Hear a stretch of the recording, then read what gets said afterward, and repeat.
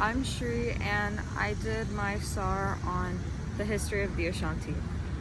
So for my summary, the article History of the Ashanti Empire and Colonization, published on the 15th of June 2018 on the site Cultures of West Africa, documents the known historical progression of the Ashanti Empire. Author Mia Sagoba details the Akan ancestral migration from the west towards the Ghanaian coast, where these people thrived off of the land's plentiful gold and kola nuts, dividing into independent Akan states.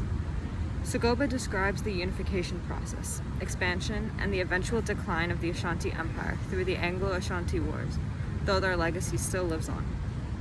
So, analysis. The article notes with confidence that the Ashanti were originally part of a unified Akan clan, but much of the specifics of why the tribe split changes based on various accounts. As I read this article, I was fascinated by how intertwined the idea of story is with history.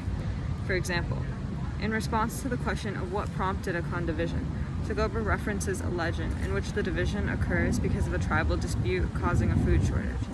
Another history documents a split between loyal constituents and rebellious subjects who try to poison their king, and yet another discusses one group leaving and another group staying and refusing to unite. It seems like out of all of these stories, the easiest reason for split to understand and explain is a food deficit.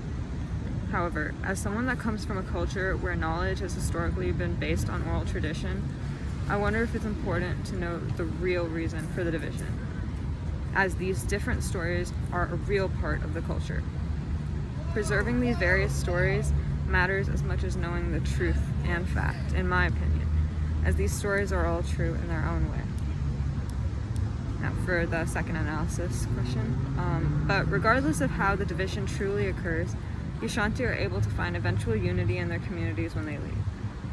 Sagoba describes the abundance and gold that the Ashanti people were able to find when they reached the Ghanaian coast, and how other Akan tribes were relatively prosperous as well. And even with the initial tribal divisions and the Denkiria, however it is pronounced, apologies, domination, the article describes how the Ayoko tribe was able to build and grow an Ashanti empire. More than materials and land, I believe that this unification, at least based on what I understand from this short article, is the most important thing that these people find. Because even with the Anglo-Ashanti Wars and British hopes of monopolizing coastal trade as stated in the article, in whatever way possible, the Ashanti people have still somewhat been able to continue their empire, which if anything, says something about the strength of their prior unification. Now for my reaction. So, it is pretty crazy to me that the Ashanti Empire continues to this day, even if it's ceremonially, as the article mentions. It's hard to know, though, what this actually means without doing further in-depth research.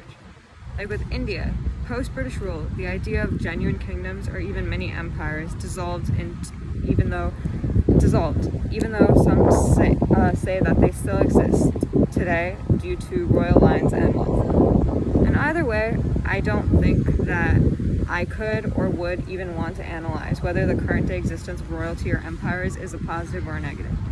But what I do know was that it was great reading this article, especially after what I feel was a very sparse African education in K through 12. It's always refreshing to learn about all of the rich histories that exist outside of today and America, and remind myself to look outside of this